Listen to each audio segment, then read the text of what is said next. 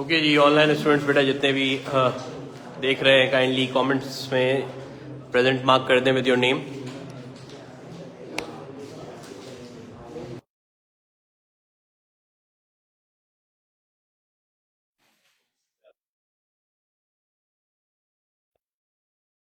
बस खामोशी, class start हो गई है, बाद में बातें अब सारी।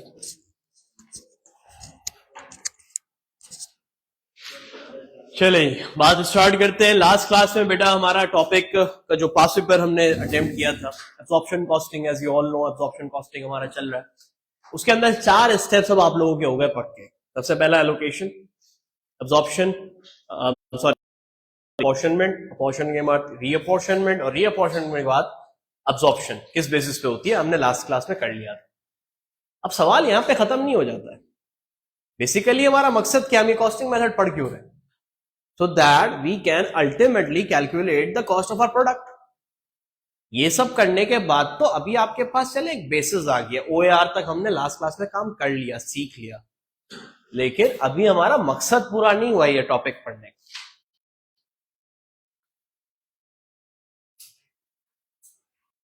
ओके स्टूडेंट्स, तो ये थोड़ा बहुत आज इंटरनेट का इशू चल रहा है, तो अपॉलॉजीज फ्रॉम द बिगिनिंग।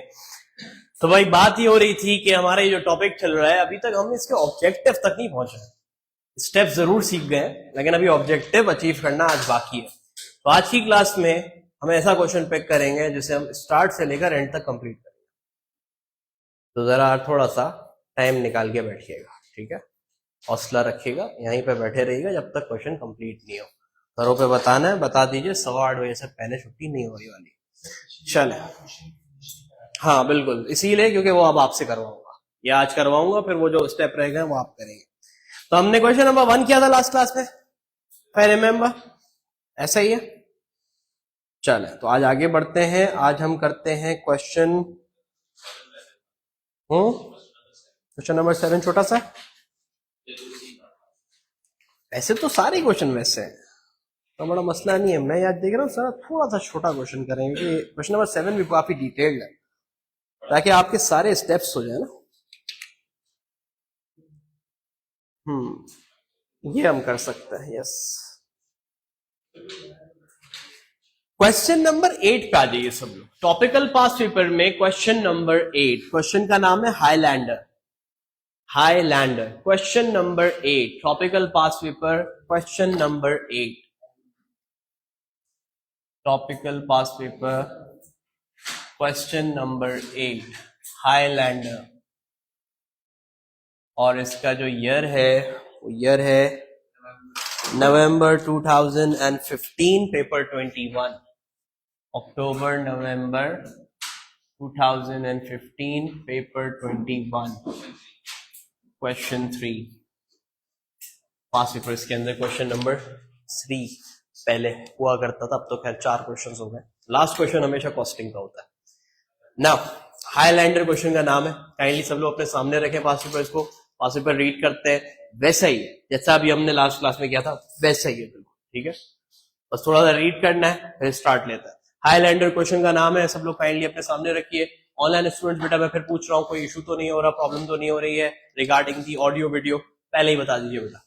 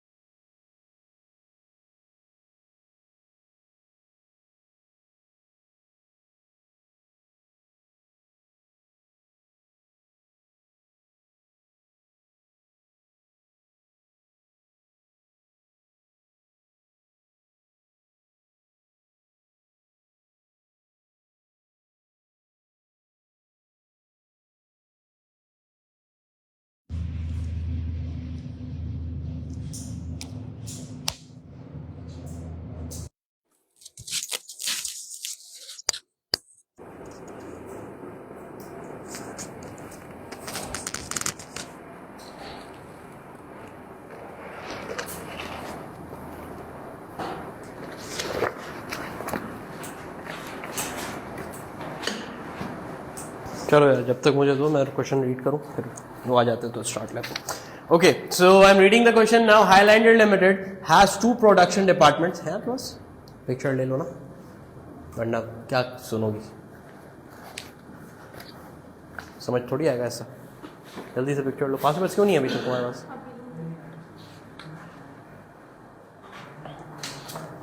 बाकी सबके पास है इधर पास. ओके, तो हाईलैंडर की बात हमारी हो रही थी. हाईलैंडर लिमिटेड, क्वेश्चन नंबर 8 ना. Highlander limited has 2 production department, machining and assembling, and 1 service department, maintenance. अच्छा, इस सवाल में इस बार हमारा एक ही मेंटेनेंस डिपार्टमेंट है, एक ही सर्विस डिपार्टमेंट है. लास्ट क्लास में जो क्वेश्चन किया था उसमें 2 सर्विस थे, 2 प्रोडक्शन थे. बड़ा क्वेश्चन था. हाँ, ये बस ठीक है. अच्छा, इसके बाद अब उसने आपको एनुअल बजटेड इन्फॉर्मेशन दी हुई है. अगेन टिपिकल क्वेश्चन, सारे डिपार्टमेंट्स का डाटा दिया हुआ है, मशीनिंग, असेंबलिंग, मेंटेनेंस और टोटल का डाटा दिया हुआ है. किसके बाद कितने एम्प्लॉइज हैं, फ्लोर एरिया क्या है, power kilometres, everything, right. After that आपको उसने एनुअल बजटेड ओवरहेड्स दिए हुए, यानी कितना कितना खर्चा एक्सपेक्टेड है, रेंट कितना है, मशीनरी कितनी है, पावर कितना है, ये सब कुछ. तो यानी क्वेश्चन की नेचर देखी जाए तो बिल्कुल वैसी ही है लास्ट क्वेश्चन वाली, नथिंग इज चेंज. अब पूछा क्या है, पार्ट ए में उसने आपसे बोला है apportion the budgeted overheads to the 3 departments and reapportion the maintenance department cost to the production department on the basis of the value of machinery. यानी उसने आपको बेसिस भी बता दिया कि मेंटेनेंस किस हिसाब से रीअपॉर्शन होगी. और साथ साथ जरा आप पेज पलटिए तो आपको उसने ऐसा एक टेबल भी बना दिया, लेकिन आप लोग खैर ड्रॉ करेंगे, ठीक है. इसके अंदर फिलिंग करने की जगह नहीं है, बहुत छोटा टेबल है. ऐसा ही एज इट इज टेबल सबसे पहले ड्रॉ कर लें. सब लोग ड्रॉ करें टेबल, फिर बात शुरू होगी. एज इट इज टेबल अपने पास पहले ड्रॉ कर लें. मैं भी यहां पे ड्रॉ कर रहा हूं, आप सब लोग भी ड्रॉ कीजिए, फिर हम बात स्टार्ट करते हैं. सो पार्ट ए, ओवरहेड्स,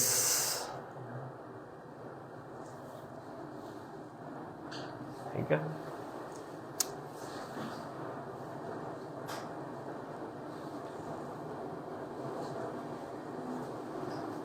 फिर इसके बाद ओवरहेड्स के बाद है आपके पास बेसिस ऑफ अपॉर्शनमेंट.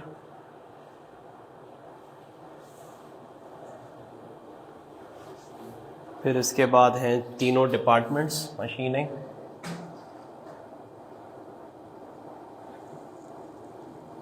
असेंबलिंग,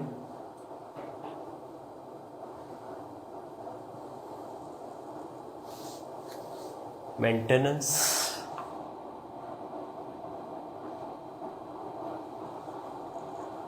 और आखिरी में टोटल. ये आपके पास इस तरीके से उसने टेबल बना के दिया हुआ है, ठीक है भाई.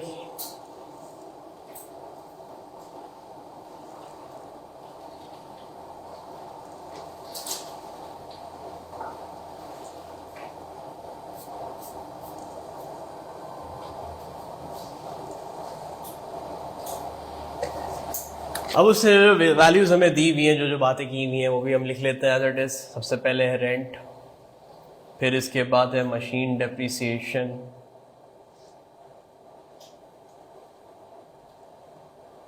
फिर इसके बाद है power,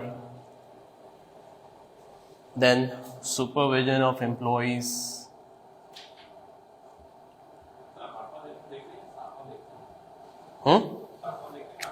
question number 8.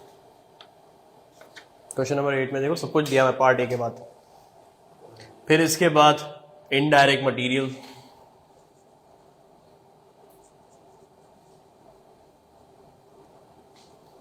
Then indirect labour,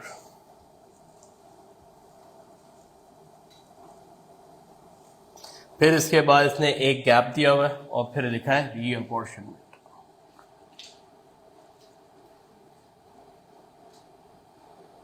of maintenance.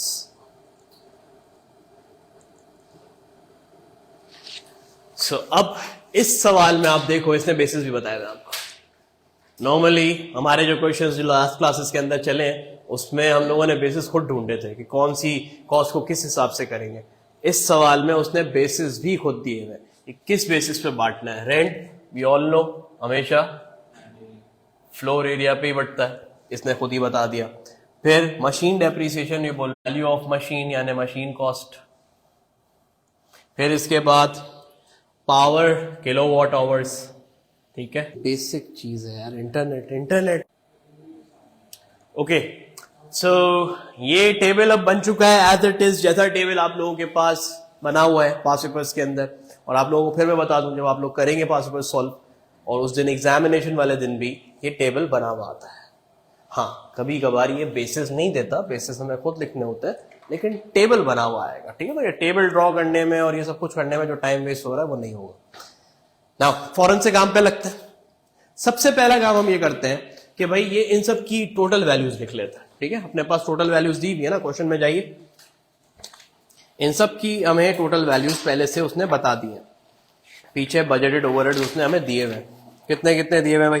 Rent कितना है, 12,800।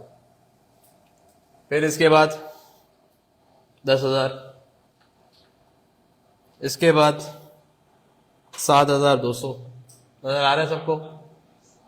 फिर इसके बाद 6,400, फिर इसके बाद 8,8,8, फिर इसके बाद 5,0,6,0। तो ये आपके टोटल बन जाएंगे 42,348, 42,348। ये आपको टोटल क्वेश्चन के अंदर ही गिवन है। अब सिंपल वर्किंग करनी है, जैसे हर बार करते हैं। एक वर्किंग करके दिखाता हूं, बाकी सारी वर्किंग इस बार आप लोग करेंगे, ठीक है। जल्दी जल्दी हाथ चलाना है। अब रेंट पे बात कर लेते हैं। रेंट हमें क्योंकि सब में बांटना है, मशीनिंग, असेंबली, मेंटेनेंस, तो यहां पे हम रेंट की वर्किंग कर लेते हैं। रेंट की जो अमाउंट है वो है 12,800। अब हमें इस 12,800 को 3 डिपार्टमेंट में बांटना है, मशीनिंग, असेंबली और मेंटेनेंस। इन तीनों के अंदर हमें ये कॉस्ट डिवाइड करनी है। तो 12,800 को मैं डिवाइड करूंगा पहले सारे फ्लोर एरिया से। तो जरा जाइए ऊपर देखें, सबके पास फ्लोर एरिया कितना है। एक के पास 7,000 है, एक के पास 5,000 है, एक के पास 4,000 है। मजे की बात है, टोटल करके दिया हुआ है उसने। टोटल इस फ्लोर एरिया कितना है अपने पास, 16,000।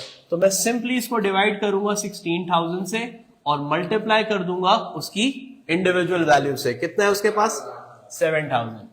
सेम इसी तरीके से मैं बाकी के साथ भी करूंगा। तो बाकियों के पास कितना है, 5,000 और 4,000। सिंपल प्रोरेट बेसिस कि भाई आपने रेंट फ्लोर एरिया की बेसिस पे डिवाइड कर दिया। पहले टोटल से डिवाइड कर लिया और फिर मल्टीप्लाई कर दिया इंडिविजुअल्स। वैल्यूज बताइए जल्दी जल्दी, जरा फौरन से कैलकुलेट करके वैल्यूज बताइए। इनके ऊपर क्या वैल्यूज बन रही है। जो भी वैल्यूज बनेंगी I will write it here.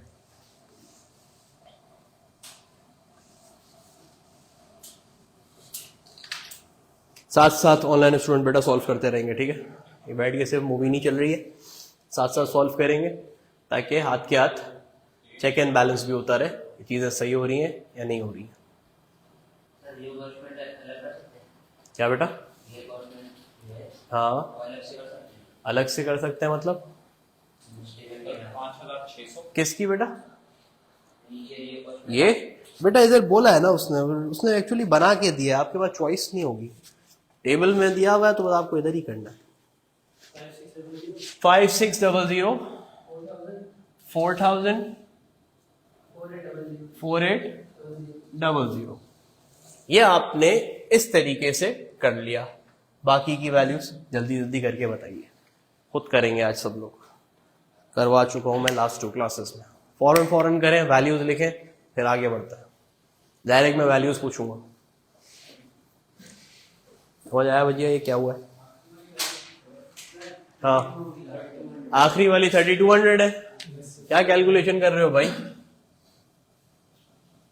Calculation पे आने तुम लोग बहुत हल्के हो, इसका मतलब है बहुत मिस्टेक्स आ रही है लास्ट क्लास से यार।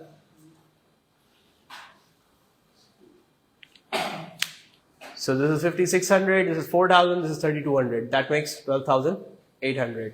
इसी तरीके से यही वर्किंग फॉर्मेट बाकी सबके लिए भी करें। बाकी सारी वैल्यूज बताएं जल्दी जल्दी। हाँ नहीं अब सही है, मुनासिब हो गया। आगे बढ़ाओ, शाबाश, जल्दी जल्दी सारी वैल्यूज भरें। अब जो दूसरी कॉस्ट है वो दूसरी कॉस्ट कौन सी है? अपनी मशीन डेप्रिसिएशन। तो आप देख सकते हैं कि इनके पास जो वैल्यू ऑफ मशीन है वो सिर्फ मशीनिंग और असेंबली की दी हुई है। इसका मतलब है ये कॉस्ट मेंटेनेंस को नहीं देंगे, सिर्फ इन दोनों में बटेगी। तो कुछ ऐसी कॉस्ट होंगी जो सिर्फ सेलेक्टिव डिपार्टमेंट्स में बटेंगी, हर डिपार्टमेंट को बांटना जरूरी नहीं है। बाकी एलोकेशन तो इसने खुद ही ने कर दी है, चले वो वैल्यूज तो मैं खुद ही लिख देता हूँ। इनडायरेक्ट मटेरियल और इनडायरेक्ट लेबर तो उसने खुद ही ने करके दे दिया है, 300, 268 और 320। फिर इसके बाद इनडायरेक्ट लेबर भी इसने खुद ही ने करके दे दिया, इनडायरेक्ट वेजेस 2720, फिर 1480, फिर 860। करो करो, पहले खुद करो, सब कुछ करो, फिर मुझे तीनों वैल्यूज बताना। यस, बिल्कुल खुद करना।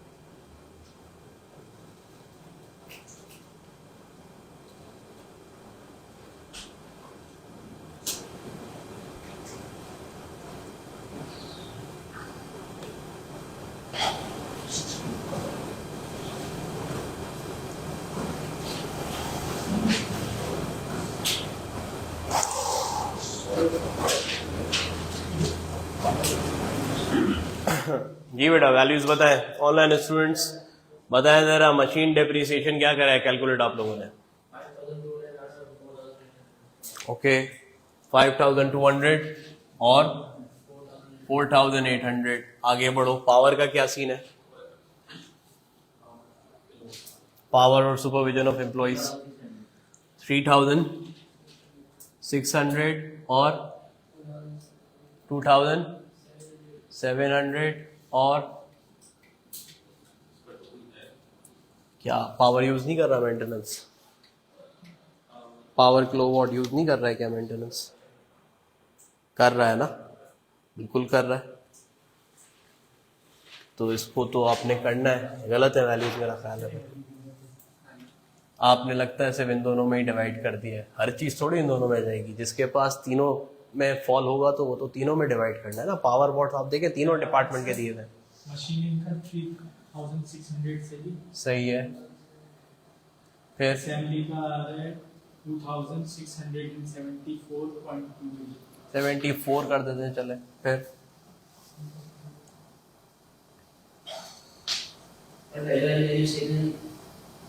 पहले वाली यही थी, ये पहले वाली सही थी ना। हाँ, ये गलत थी ना।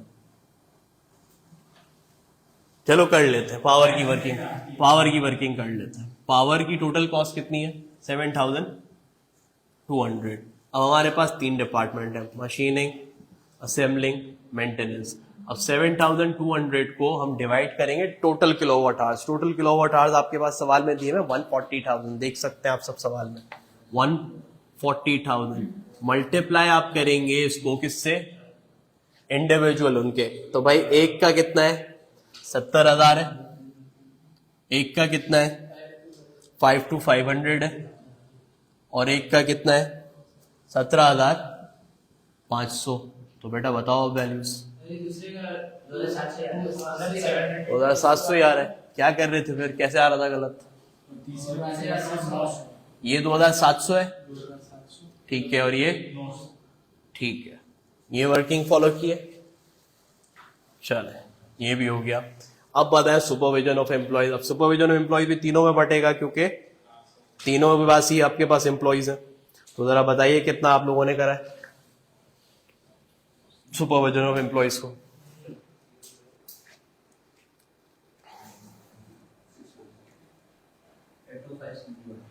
सुपरविजन ऑफ एम्प्लॉयज भी देख ही लेते हैं। डॉलर कितना खर्चा हुआ है सुपरविजन पे हमारा 6400 का। तो अब इसको हम डिवाइड करेंगे, टोटल नंबर ऑफ एम्प्लॉयज अपने पास कितने हैं 400, और अब इनको हम मल्टीप्लाई कर देंगे इनके इंडिविजुअल 160 120 120 2560 1920 ठीक है। करो टोटल अब सबका, इसका टोटल बताओ, इन सबके टोटल्स बताओ, टोटल करें। सारे डिपार्टमेंट्स को सबके अपॉर्शन हो गए, अब इन सब अपॉर्शन ओवरहेड्स का टोटल करेंगे। आप बताइए टोटल सारे डिपार्टमेंट्स का, इन सब का टोटल क्या बन रहा है 19980 ठीक है। फिर असेंबलिंग का कितना बन रहा है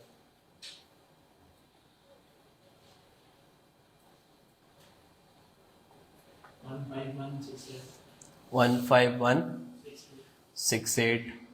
फिर मेंटेनेंस का कितना बन रहा है 7200।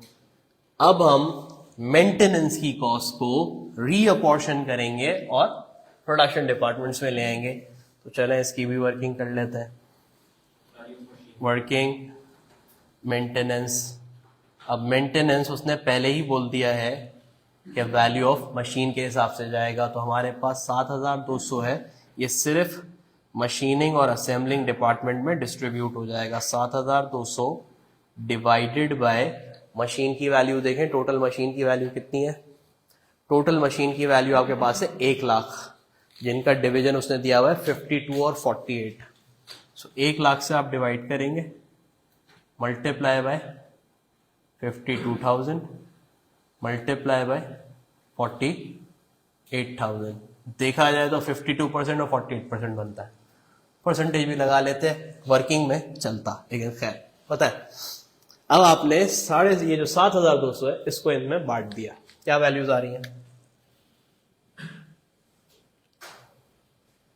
बताइए, डिवीजन करके बताइए। कैलकुलेटर चलाओ, तेज तेज यार, जल्दी जल्दी। शाबाश, छोटा सा क्वेश्चन है, अभी तक खत्म हो जाना चाहिए था यार। 3744 और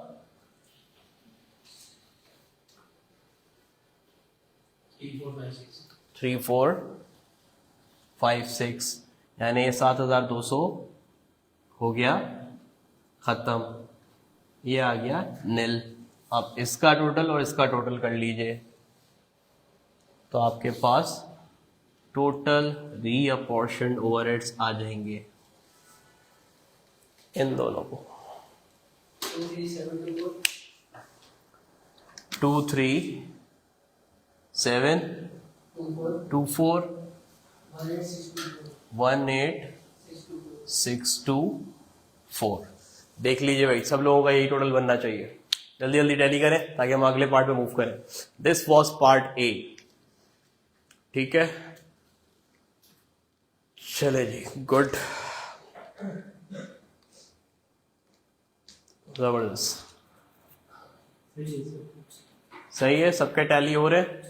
now we are moving towards our part B. This was our part A. Part B में वो आपसे पूछ रहा है, जैसे लास्ट क्लास में भी उसने बोला था कि भाई पार्ट बी में उसने कहा है कि the machining department overhead absorption rates are applied on machine hours basis. सवाल वो ज्यादा ही अच्छा नहीं सब बता रहा है, पहले कुछ नहीं बताया था, सब खुद पहचानना था। इधर इसने ये भी बता दिया कि मशीनिंग आवर्स के ओवरहेड्स को मशीन आवर्स से डिवाइड करना है, और लेबर आवर्स, जो असेंबलिंग डिपार्टमेंट है, इसके ओवरहेड्स को लेबर आवर्स की बेसिस पे डिवाइड करना है। अब वो आपको बात क्या बता रहा है, calculate overhead absorption rates for each of the production departments. Calculation should be to 2 decimal places, 2 decimal places तक हमें काम करना है। सो मशीनिंग डिपार्टमेंट और असेंबलिंग डिपार्टमेंट दोनों के हमें OAR फाइंड करने हैं, लेकिन बी वेरी केयरफुल, रिक्वायरमेंट से ऊपर का डाटा देखा जाता है, नीचे का डाटा नहीं देखा जाता। लास्ट क्लास में भी गलती हो गई थी, नीचे का डाटा देखोगे गड़बड़ हो जाएगी। रिक्वायरमेंट से ऊपर का डाटा देखना है, नीचे अभी नहीं देखो। सो दोनों के OAR निकाल लेते हैं। OAR निकालने का फॉर्मूला बहुत आसान है, लास्ट क्लास में भी सिखाया था। अब मैं वर्किंग्स इरेज कर रहा हूं, ठीक है।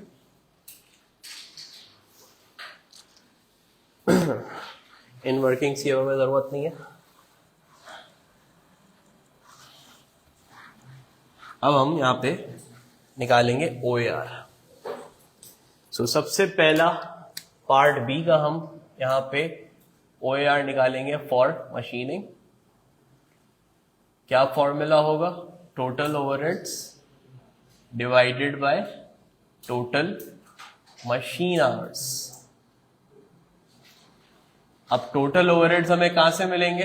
टोटल ओवरहेड्स मशीनिंग डिपार्टमेंट के ये 23,724। बेटा सब कनेक्टेड है, ठीक है, ये कहीं और से वैल्यू नहीं आएगी। टोटल मशीन आवर्स हमें कहां से मिलेंगे? सवाल देखना पड़ेगा। मशीन डिपार्टमेंट कितने मशीन आवर्स यूज कर रहा है? देखें, direct machine hours 14,000 machine hours use कर रहा है, तो मैं यहां पे 14,000 आवर्स लिख दूंगा। बताइए क्या आंसर आ रहा है? ये आपका ओवरहेड एब्जॉर्प्शन रेट मशीनिंग का आपने कैलकुलेट कर लिया। 2 डेसिमल प्लेसेस तक बताइएगा, बताएं जल्दी जल्दी। कितना? 1.71 पर मशीन आवर। ये नहीं लिखोगे, 1 मार्क कटेगा, पहले ही बोल चुका हूं। 1.70, 1.71 डजंट मैटर, इतना चलता है, ठीक है। अब आ जाइए दूसरा। हाँ हाँ, उसने बोला है इसलिए 1.69 बन रहा है। राउंड ऑफ कर दिया था। राउंड ऑफ नहीं करना है, पूरा एग्जैक्ट बताना है, डेसिमल तक। बस तो उसने बोला 2 डेसिमल तक बताना, ठीक है। अब आ जाए आप OAR असेंबलिंग पे। OAR असेंबलिंग वही फॉर्मूला,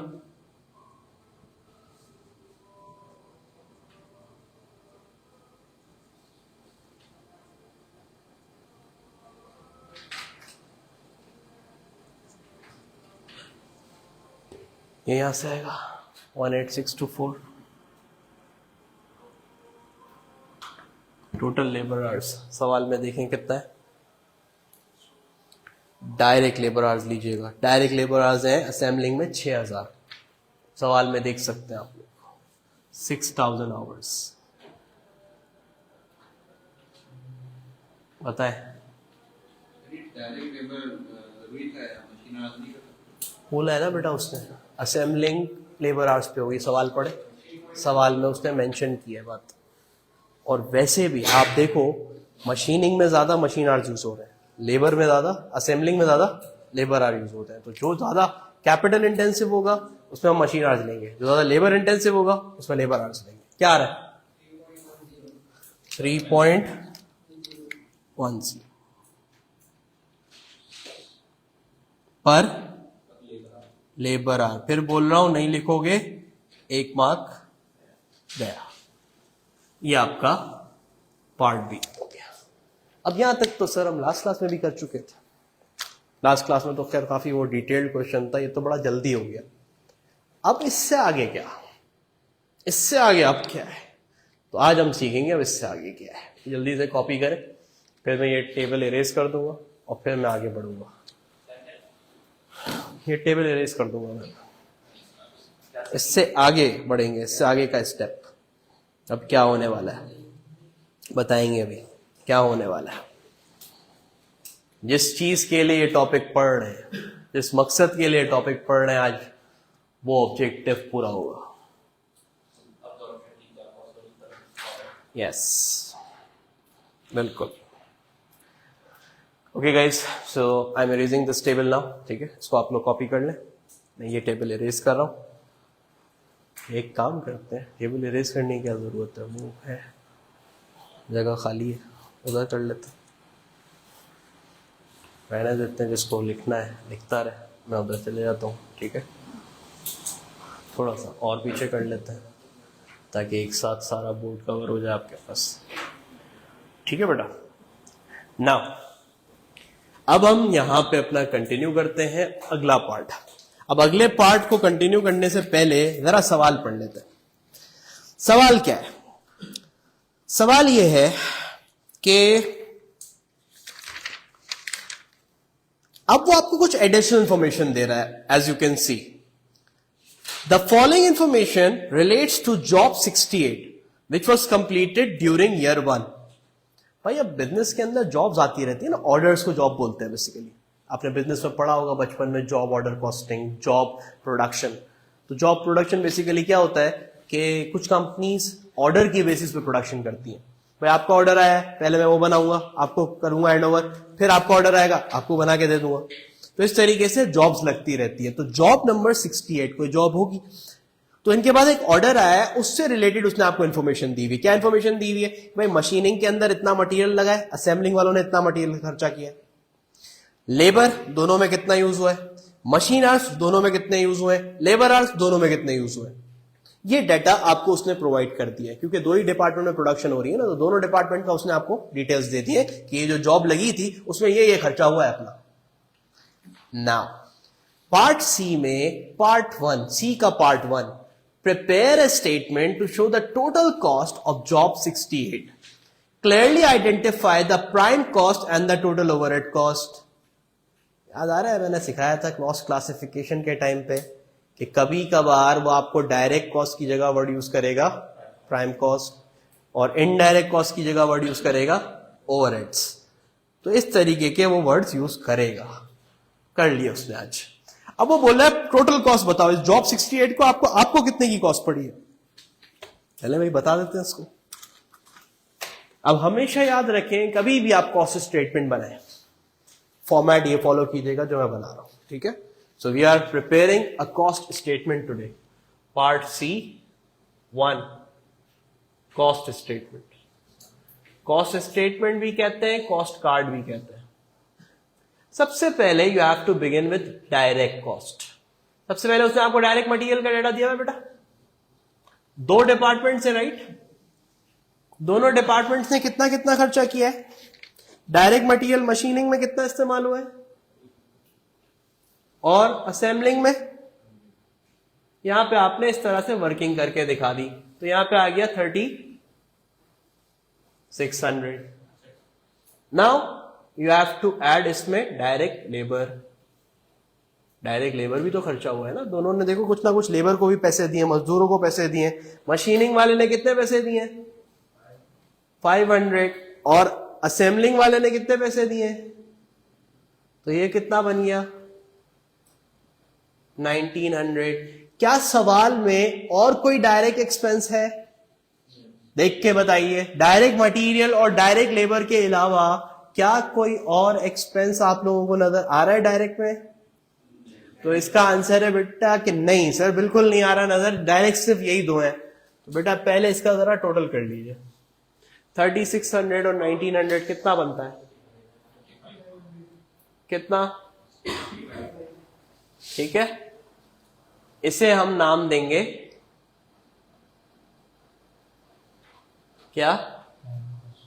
क्योंकि ये डायरेक्ट कॉस्ट का टोटल है ना, हमारी टोटल डायरेक्ट कॉस्ट इतनी है। तो डायरेक्ट कॉस्ट के टोटल को क्या बोलते हैं? Prime cost. तो बोला लेबलिंग करवा रहा है बस जबरदस्ती की आपसे, आगे आ जाए। फिर अब हम इसमें ऐड करेंगे हमारे ओवरहेड्स। अब ओवरहेड्स किस किस के हैं देखें। आप लोगों ने अभी OAR 2 डिपार्टमेंट्स के फाइंड किए। एब्जॉर्प्शन कॉस्टिंग का कॉन्सेप्ट क्या है कि मैं तो सारे ओवरहेड ऐड कराऊंगा यूनिट्स में। तो आज हम सीखेंगे कि ये किस तरीके से ऐड कराता है। देखें, दोनों डिपार्टमेंट्स, एक का डिपार्टमेंट का नाम है क्या? मशीनिंग। दूसरे डिपार्टमेंट का नाम है असेंबलिंग। आपने दोनों के OAR कैलकुलेट करके रखे हुए हैं। एक का OAR कितना था? 1 पॉइंट। दूसरे का कितना था? सही है। अब हम यहां पे दोनों को मल्टीप्लाई करेंगे उनके रिलेटिव फैक्टर्स से। देखिए सवाल पे ध्यान दीजिए, मशीन आवर्स मशीनिंग डिपार्टमेंट ने कितने इस्तेमाल किए? 100। तो मैं मशीनिंग को मल्टीप्लाई यहां पे कर दूंगा 100 आवर्स से, और असेंबलिंग के अंदर लेबर को देखूंगा, क्योंकि लेबर आवर्स की बेसिस पे हुआ है ना ये रेट कौन सा है? पर लेबर आवर है ना। क्या पर लेबर आवर के रेट को मैं मशीन आवर्स से मल्टीप्लाई कर सकता हूं? अजीब सी बात है सर, रेट लेबर का मशीन से कैसे मल्टीप्लाई करेंगे आप? तो लेबर आवर असेंबलिंग में कितने यूज हुए? अब जरा वैल्यूज बताएं मुझे। मशीनिंग को मल्टीप्लाई करें, दिस विल मेक 1690, ऐसे ही है। और ये बताइए,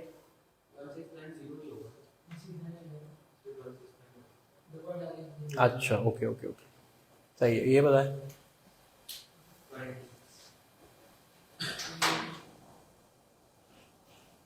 ये आपके पास टोटल कॉस्ट आ गई 3। ये भी तो करो, तो टोटल निकाल लेना। ओवरहेड्स का हमने अलग मेंशन कर दिया ना, ये हमारे ओवरहेड्स हैं। अब सबको टोटल करें, 5 8। This is the total cost of job number कौन सा था? 68।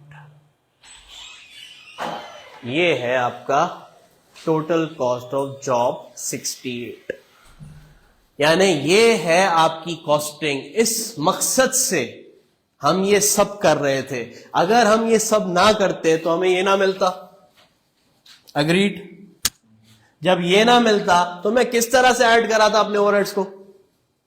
नहीं करा पाता ना। ये सारा इसलिए था।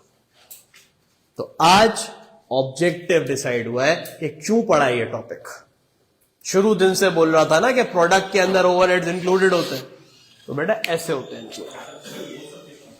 किस लिए? ये सब इसलिए है कि इसी की बेसिस पे तो ये कैलकुलेट हुआ है। वो चीज के अंदर घुस गई, अब्सॉर्ब करा लिया हमने। लेकिन अभी काम खत्म नहीं हुआ है, अभी थोड़ा और काम बाकी है। ये तो कॉस्ट है ना, ये तो मुझे मेरे जेब में इतनी पड़ रही है ना, मुझे फैक्ट्री में इतनी पड़ रही है। कल कस्टमर आता है, बोलता है सर कितने की बेचोगे, तो मुझे तो सेलिंग प्राइस भी कैलकुलेट करनी चाहिए ना, कि आगे मैं कोट क्या करूंगा। तो जरा आए वापस से क्वेश्चन पे। Part C2, calculate the selling price of job 68 if the profit margin is 20% of selling price. Round up your answer to the nearest whole number. Now it's up to you obviously कि round up कैसे कर लेंगे। Round up का मसला नहीं है इतना बड़ा, लेकिन अब बेसिकली हमें यहां पे क्या कैलकुलेट करना है? We have to calculate the selling price. अच्छा, अब सेलिंग प्राइस कैलकुलेट करने के लिए यहां पे उसने वर्ड यूज किया है मार्जिन का। अब एक बड़ा इंपॉर्टेंट कॉन्सेप्ट आप सब लोगों के लिए, मार्कअप और मार्जिन। ये आपको एक अलग से पहले कॉन्सेप्ट सीखना पड़ेगा। मार्कअप का क्या मतलब होता है और मार्जिन का क्या मतलब होता है, अंडरस्टैंडिंग डेवलप कीजिए। जब एग्जामिनर वर्ड यूज करता है मार्कअप, मार्कअप का मतलब होता है कॉस्ट के ऊपर percentage, profit as a percentage of cost. यानी अगर मैं इस पे सिंपल लगा दूं ना 25%, तो जो अमाउंट आएगी वो मार्कअप कहलाएगा, क्योंकि आपने कॉस्ट का परसेंटेज लिया ना। But when the examiner is using the word margin, so margin में सेल्स का परसेंटेज होता है। सेल्स पे जब आप परसेंटेज लगाते हैं तो जो वैल्यू आती है उसे मार्जिन कहते हैं। Markup profit as a percentage of cost, margin profit as a percentage of sales. तो मार्कअप और मार्जिन में ये फर्क पता होना चाहिए। अब सेल्स का है सर, सेल्स तो है ही नहीं, गेम तो यहां तभी तो एग्जामिनर ने दिया है, वरना तो ये क्या था, बचकाना सा था, मार्कअप दे देता तो यूं करके दे देते। असल में तो दिया ही उसने, वर्ड मार्जिन का यूज ही इसीलिए किया है। यहां पे आप थोड़ी सी लगेगी मैथमेटिक्स, थोड़ा सा दिमाग लगेगा, मार्कअप मार्जिन का कॉन्सेप्ट अप्लाई होगा। लेकिन मैं आप लोगों को एक टेक्निक सिखाऊंगा, जैसे याद है हाई लो टेक्निक सीखी थी, वैसे ही यहां पे आज हम एक टेक्निक सीखेंगे कि जिंदगी भर कभी भी मार्कअप और मार्जिन का सवाल आ जाए, तुम ये टेक्निक अप्लाई करोगे और चीजें निकल आएंगी। तो वो टेक्निक पहले हम सीखते हैं, फिर इसकी सेलिंग प्राइस निकालते हैं। छोटी सी टेक्निक है, बड़ी आसान सी टेक्निक है। उस टेक्निक का नाम है SCP अप्रोच।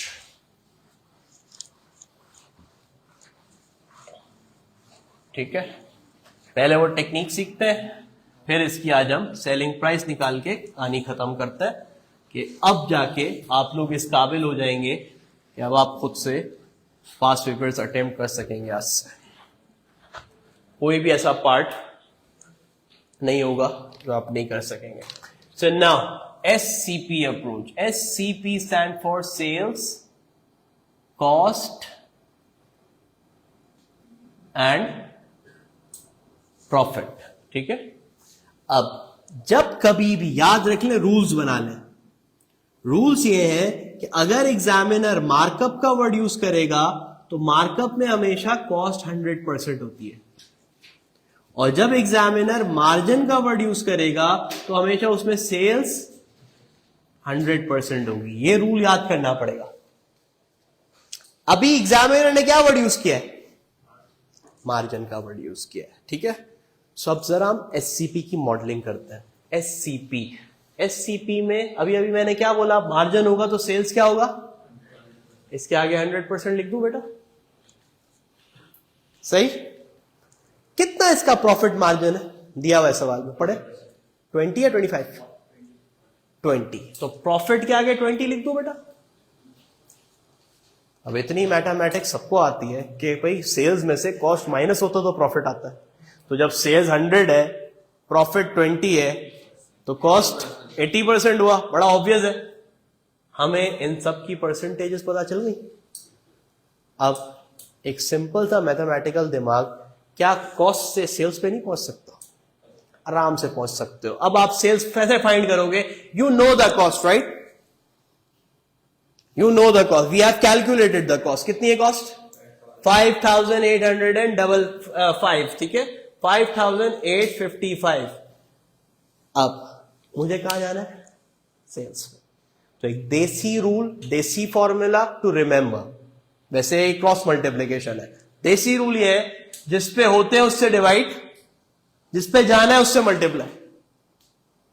जिस पे होते हैं उससे डिवाइड, जिस पे जाना है उससे मल्टीप्लाई। करो जरा calculate. 5855 divided by 80 multiply by 100, 73। That is your answer. निकाल लिया आपने। प्रॉफिट भी निकल आएगा। क्रॉस मल्टीप्लाई, बस देसी याद रखने के लिए, याद रह जाए कि जिस पे हो उससे डिवाइड, जिस पे जाना है उससे मल्टीप्लाई। आपको क्रॉस मल्टीप्लीकेशन से याद रहता है, आप क्रॉस मल्टीप्लीकेशन से याद रखें। So this is called SCP approach. क्यों करा मैंने सेल्स के आगे 100% क्यों लिखा? क्योंकि वर्ड उसने यूज किया था मार्जिन। अगर मार्कअप यूज करता तो मैं कॉस्ट के आगे 100 लिखता, यहां 20 लिखता, ऊपर 120 लिखता। जब मार्कअप का केस होगा, जब हम देख लेंगे उस वक्त भी। सो आपने कॉस्ट के साथ साथ इसका दूसरा पार्ट भी सॉल्व कर लिया। This is the answer 7319, that is C का पार्ट 2।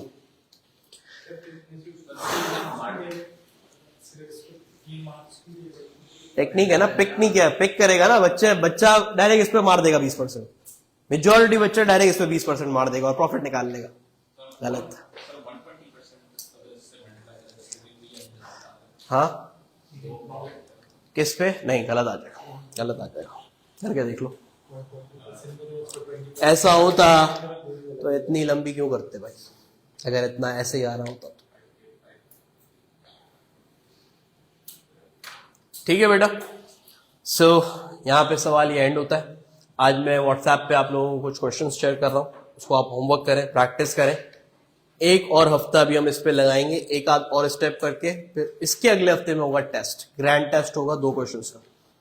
वो बहुत टाइम लगा दिया हमने इस टॉपिक पे। ठीक है, सो होमवर्क प्लीज कर लीजिएगा। ये पूरा हफ्ता आपके पास है। 3-4 क्वेश्चंस शायद हो सकता है मैं शेयर करूंगा आज। चल, ओके। नाउ